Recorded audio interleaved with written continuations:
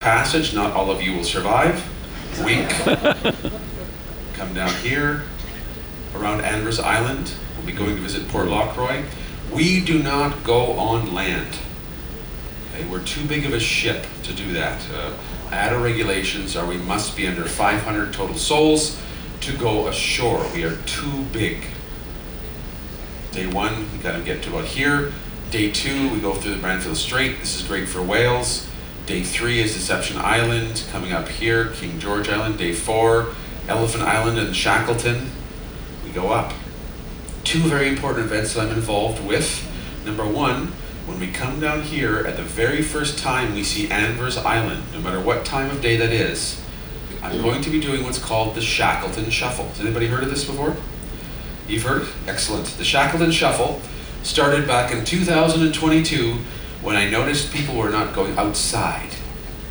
They were in their warm, bundled up clothing inside the promenade, looking outside, taking pictures.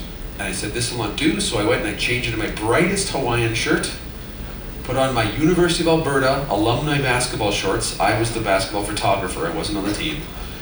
And I went barefoot on the outer decks of Deck 7 to prove to people it's not that cold. Notice the noise the Floridians just made? And so this started this thing, and it became this parade, and now we get a couple hundred people with their Hawaiian shirts or bright colored shirts, barefoot if you want, doing laps with me. And I have some Antarctic flags we hold up. It's a lot of fun. When we leave Antarctica, we leave here, we do what's called the Scott Stroll. And we, on the same thing, go a lot slower, and we talk about all of the scientists that have lost their lives in the pursuit of knowledge. And it's kind of an interesting way to end your Antarctic season. This has become ridiculously popular. It will not be in the Princess pattern. I will die on that hill, right? But I will make announcements. You'll get a 15-minute warning over the intercom. So on that first day of Drake Passage, nothing's happening. On the first day of Antarctica, as soon as we see the black rock of land, you'll hear something. If you miss it, well, book a cruise next year. The Aurora Australis, again, the way that this works is you come and you contact me and I write your cabin number. Do me a favor when you phone 4400. I love the fact that you have a name and where you're from and all that, the whole life story. Just go Aurora Australis C436, click. Because when you leave me a 6-minute message, I can't fast forward or delete. I have to listen to the entire message. And as I watch my life drain away in front of me, okay, I know you're being polite, I know you're enthusiastic, just be very forward and prompt with it. Aurora Australis C123, okay? And dear God, remember my phone number is 4400. Don't dial somebody. Can you imagine if there's somebody else like 4401? You know, probably the captain. We're going to be entering very quickly into an area where you're noticeably seeing more and more light. Has anybody already noticed that the sun sets later and later? Oh, you wait till we're down below the Drake. The sun just doesn't set. This is 4:30 in the morning. So do yourself a favor, establish when you want to be having sleepy time, and stick to that. So if you're normally in bed by 1 o'clock in the morning, do it. Close your blinds, if you have to wear a sleep mask, whatever. Some wives here will help their husbands by holding pillows over their face, just to make sure they fall asleep, you know. Will be commentary from up on the bridge. Bob Headland, who is, I like to call him Mr. Antarctica, will be up there making some commentary. I might make an appearance up there. We have yet to determine that team up there yet. But we're up there on the carpets using this little tiny device here to speak to the entire ship.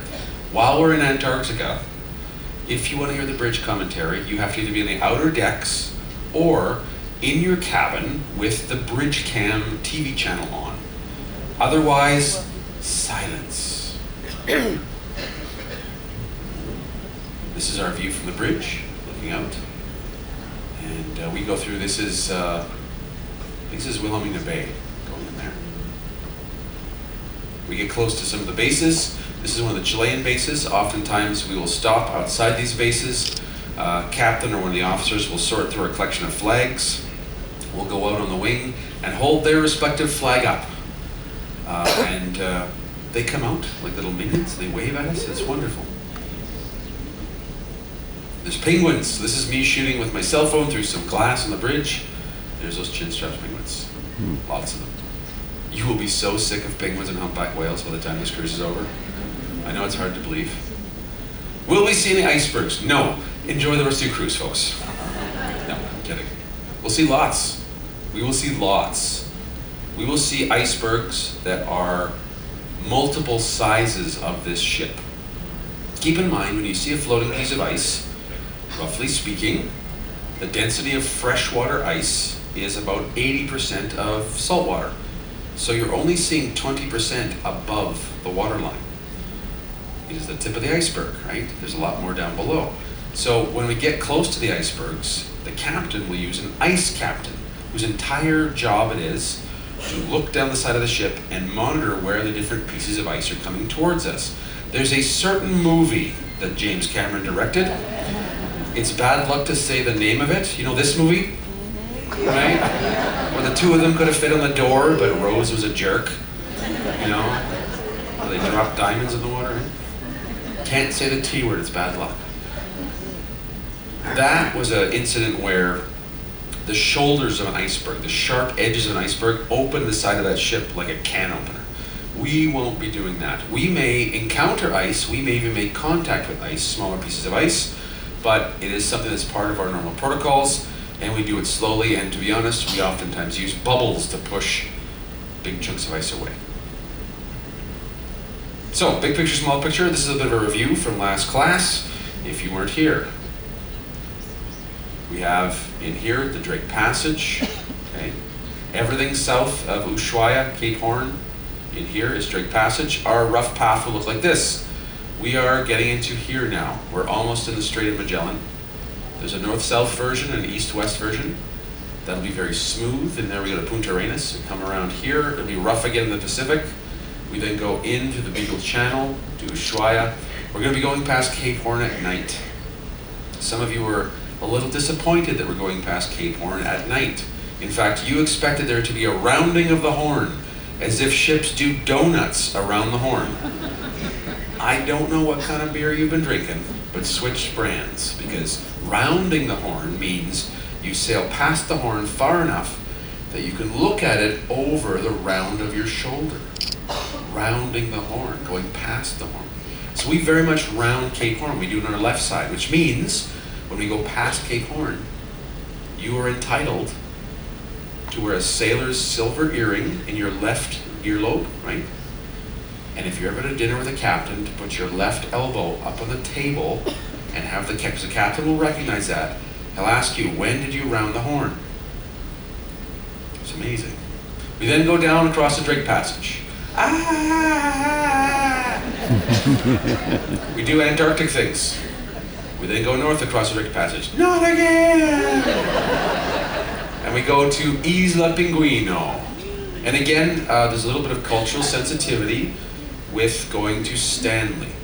For most of us in this audience, we know this as the Falkland Islands. To the Argentinians, this is Isla Malvinas. There was a war there in 1982. If you want to know more about that, please come and talk to me after the show, or you can talk to Bob or Joe. Bob was on an island, I believe he was over here when the war kicked off, and he tells this story about how some Argentinian mechanics randomly showed up on an island that was populated by like 4 people and just had tea with him. They were just seeing what sort of British resources were there. So I'm 100% of the opinion that war is bad and that penguins are good. So Isla Pinguino. Then we go off. Okay, mechanics from the Drake Passage. The Drake Passage is what sets up the glaciers of Antarctica. So wind coming in from the Pacific hits the Andes, is shunted south through the opening here. This causes a general rotation like this. Everything in Antarctica is determined by that wind system there. Everything is a clockwise rotation. This is also why there's no additional rainfall in here. I mean, it's cold, so there's snow, but there's times where it's above freezing. It's because it's really a closed system. Everything is going past. Even the currents of the ocean don't really go past here. They slip past each other. They affect each other indirectly. So these currents are phenomenal because they transport cold water all the way up as far as England, all the way up as far as Alaska and Russia. And they bring back warm water and they circulate. The cold water is near the continent, the warm water is further from the continent. This is a system that we have been studying for the past 150 years, and this summer it broke. It stopped. This current here, charging the North Atlantic with cold water, stopped. And it's why England had one of the hottest summers on record. It's also why off the coast of Costa Rica, kind of in the central here, even off the coast of Ecuador, this current, which really swings out a bit further like this, stopped.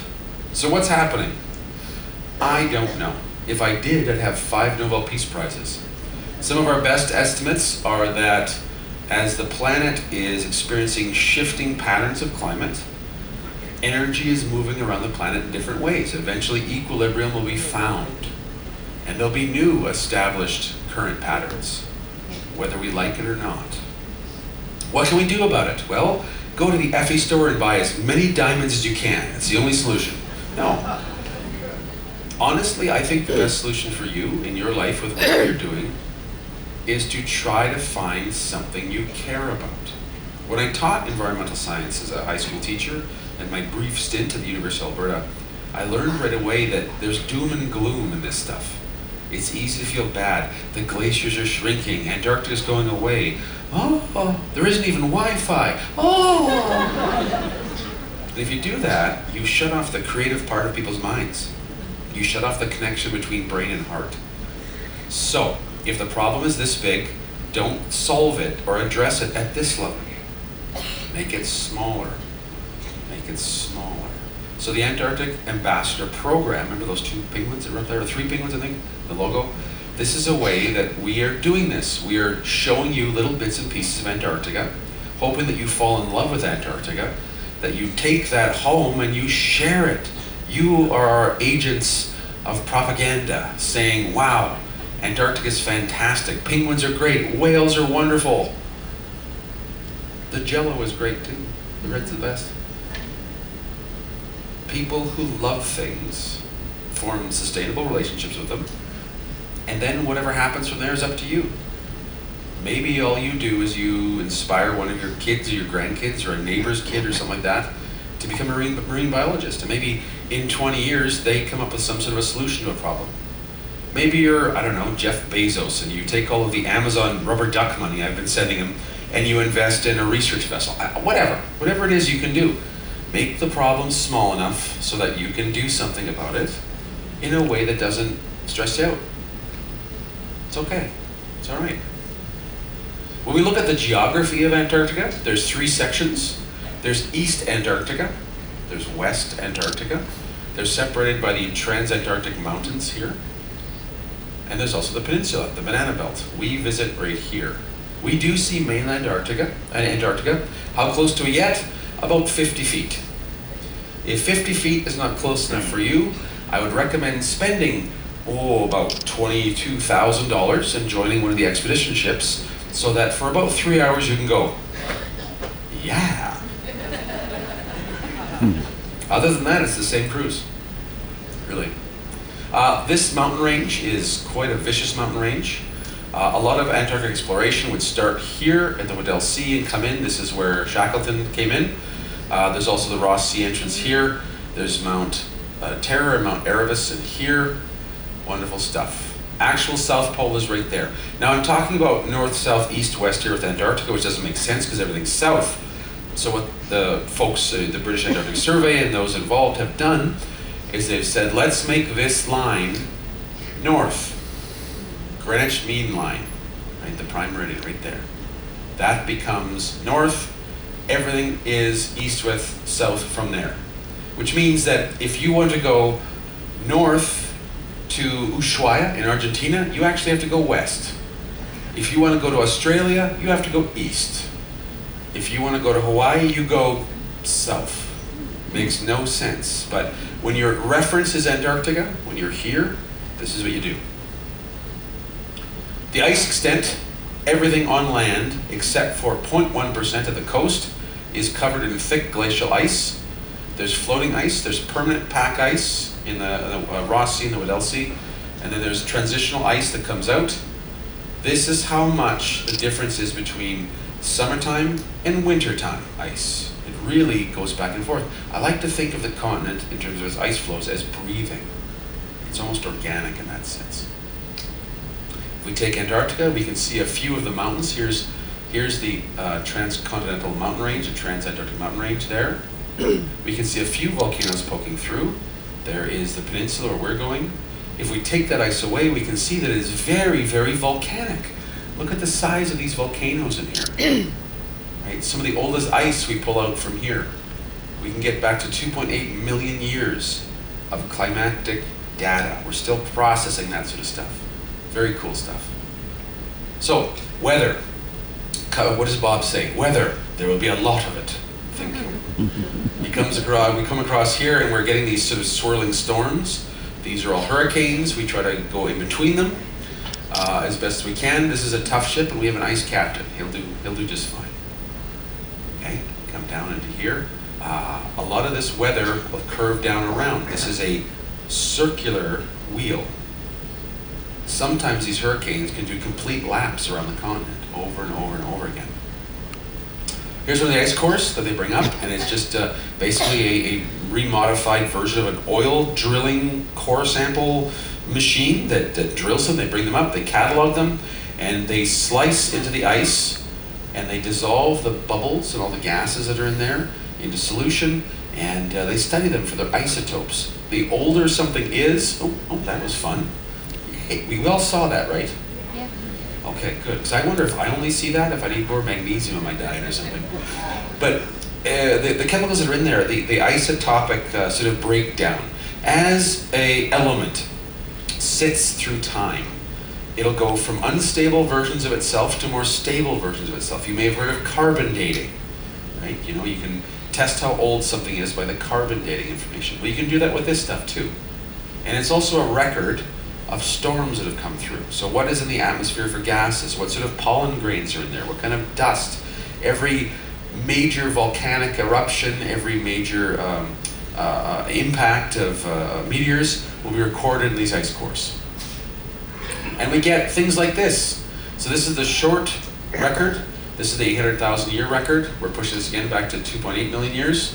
And we can see that, you know, things go up and down. Now, what I'm about to say is not meant to sound political, so don't hear it as that. But the data shows that things got weird in about, the 1800s. Okay? There's quite a bit more carbon dioxide, quite a bit more carbon-based compounds. But if we look at things like CO2 absorptions, temperatures, we can see that there's a cycle going on. So if it's both going up and down all the time and things are going to pot, what is happening? Well, this is not meant to sound political, but we are a creature that is very good at making very pure chemicals in great quantities and dumping it in our oceans. And modern environmental science has now learned that to dump that stuff in the atmosphere is bad. To dump it into the oceans is really bad. That the reputation that we will have in our modern throwaway society, don't fix it, just buy a new one, is that we're dumping chemicals out of cities into rivers, which goes into oceans. Future generations will wonder what's wrong with us. Kind of like how we look at the Middle Ages with leeches and cupping and all that kind of stuff, you know. There are trends. There's a warming trend, cooling trend, you know, things like that. And we do see those bigger trends, but we also see that things are getting a little weird. Don't think of it as global warming, think of it as climate change. The climatic patterns are departing from their predicted path. Weird stuff, like how East Antarctica is cooling and West Antarctica is warming. The glaciers on the west are shrinking, the glaciers on the east are holding still or slightly improving. This does not make sense to us. And as a true scientist, we should embrace this. We should be happy when our theories are proven wrong.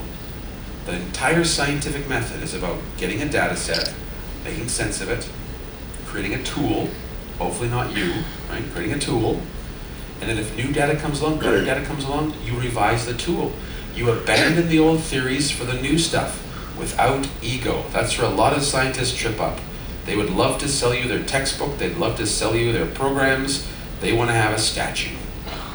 I hope that at the end of this cruise you have no idea who I am.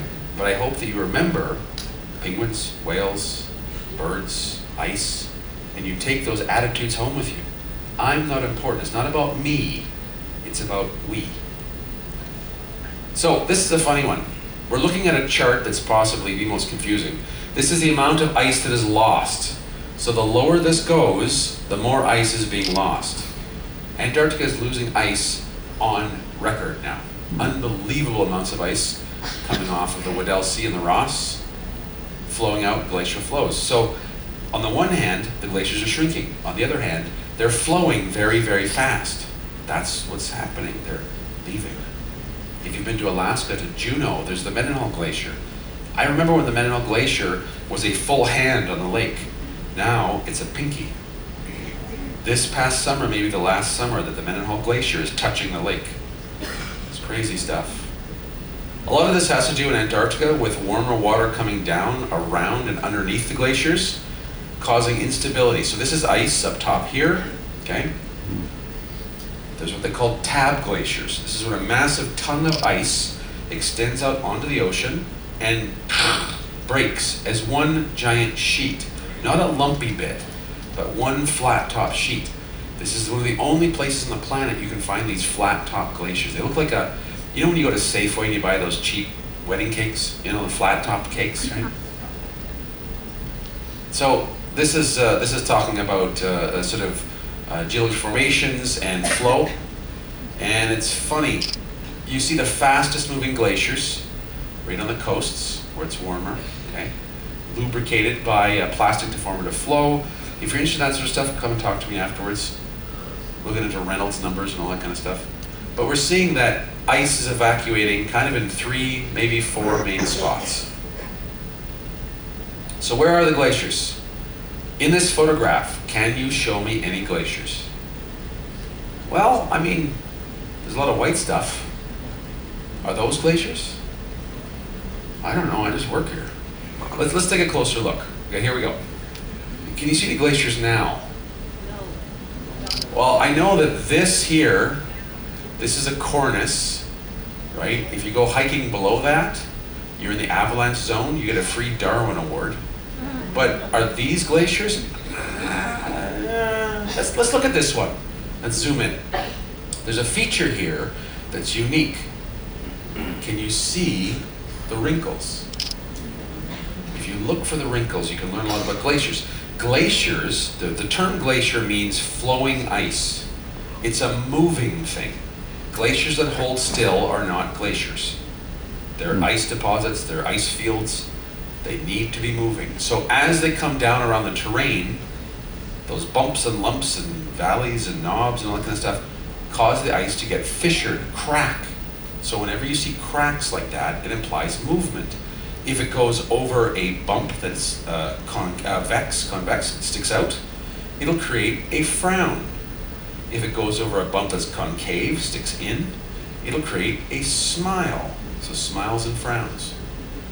So when you look at something like this, out of this entire thing, the only glacier is a little part right here.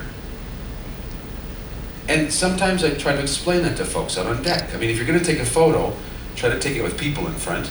But all these people are saying, wow, look at all the glaciers. Well, no, there's glacier here. I can see the fissure. That's it. The rest of this is just snow.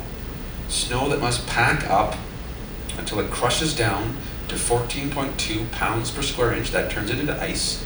And then the ice has to get to 14.6 pounds per square inch before it starts to flow. So, some spots we're going to see glaciers. We'll start with the first ones we're going to see. It's when we go through the Beagle Channel. So we're going through Argentina, we're going through Chile, we go see Punta Arenas, we keep going south, we zip around, we go through the Beagle Channel, made famous by Charles Darwin and the ship, the HMS Beagle. In his journeys, technically it's Fitzroy's ship, but that's splitting hairs. Right now, we're going to be seeing a dusting of snow. They've just transitioned into the good part of summer down here. But up top, you'll see this dusting of snow.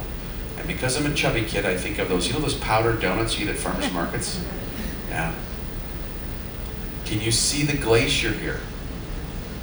All is smooth. Oh, there's some wrinkles. There's some real wrinkles there. A lot of folks assume that glacier ice means blue. It doesn't. The reason they're blue is because the glacial ice has squeezed all the bubbles out of it. It's very transparent. Water, whether it's in its liquid, solid, or gaseous form, absorbs all the colors of light except for blue. It bounces back blue to you. It's why the sky is blue. It's why the ice is blue. It's why the ocean is blue. In the Beagle Channel, you'll see things that look like square blocks. This is called serac, right? Think of them as tall ice buildings. When the fracture happens, it breaks along vertical planes, and this tower-like building will eventually march its way down to the ocean and go shroop someday. Sometimes you'll see it where the wind has taken off the snow layer, especially in the summertime, and you're left with that beautiful blue ice. There's almost a wood grain to it, fissures and whatnot. This can persist through the summers. Typically, glaciers tend to be a little bit older. Some of the glacial ice we'll be seeing through the Beagle Channel is 400 or 500 years old. Some of it is 4,000 or 5,000 years old. You really can't tell until you do studies on it as to how old the glacier ice is just by looking at it. The more blue does not mean the older. It means the more blueberry flavored. There was in the past an opportunity for us to go see the largest floating iceberg on the planet, A23A. Has anybody heard of A23A, the big berg? Okay. It is now far south by South Georgia, so it would have taken 2 days of our Antarctic journey away. So on this Antarctic season, it was determined to be too far of a trip off to the side to go and see. So we won't be seeing it. Oftentimes, this is all you see. This is an iceberg that's 42 miles wide and 12 miles deep. And it's about, 3/4 of a mile tall. Massive thing, if you account for the stuff below the water. It's so big that on those levels, it's not flat. It's curved, because the Earth is curved. And if I just changed your life by saying that right now, welcome to the show. We'll be going to places like King Edward Island, where we can see this. This is one of my favorite rock structures. This is in Admiralty Bay, pardon me. This is, I call it the God of the Penguins. It'll be off to the starboard side. I'll be pointing it out. Sometimes it'll have a little bit of a snow cap, and it really looks like a penguin. Massive thing. Or Admiralty Bay, here's these crevasses. Crevasses that are so large you could fit our ship. A lot of the rock in Antarctica is basaltic, kind of very, very dark material. Sometimes it'll be a crumbly material like a pumice or high silica content, kind of quartz rocks. Very jagged. Most of Antarctica is volcanic. And that doesn't make sense to a lot of people. Volcanism means hot. Well, it was hot, or it is hot, but down below. There is no liquid water erosion here. So when a rock got pointy 5 million years ago, it stays pointy unless the glaciers grind it down. Oh, there's some really good rock formations. You can see the big blocks like that.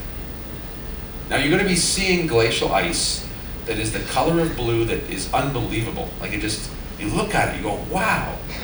Oftentimes you try to take pictures of it, it doesn't show up as well. Okay? Our eyes are binocular. You're seeing two slightly different images that your brain puts together, and we see a 3D image, which means the shade of blue out of this eye is different than the shade of blue out of this eye. Your camera has one eye, so that's one of the reasons why it's different. It's sort of like when you look at an iridescent beetle's shell. If you close one eye, it looks green, close the other eye, it looks red, but together it's that neat kind of beetle shell color, right? That's what's happening with these ice chunks. Sometimes you'll see amazingly shaped pieces of ice. I thought this looked like a battle cruiser, the HMS Floaty. I'm running a contest. This cruise, if you happen to see a particularly interesting shaped piece of ice, take a photo, come and show me. There are ducks and penguins at stake. Admiralty Bay is amazing. It is black, sort of craggy rock with penguins on them, with glacial ice. The bigness of it, the bigiosity is phenomenal. It's great stuff. We get into Charlotte Bay if weather permits, and we get some amazing iceberg shapes, cathedrals like this, where a piece of ice has flipped on its side like this, and there's a big spire standing up. You look up and you see what looks to be the mountain peaks. It's not. This is a glacier going over top, getting to the edge, and falling down. You'll see brown on the edge. This is penguin poop. Penguins poop a lot. Oh, wow. Oftentimes you can smell the penguin colonies before you can see them. This is where we go in Flanders Bay to maximum south. We go down as far as 65 degrees south. We cannot go any further. Our insurance does not cover us. I believe it's still Lloyd's of London.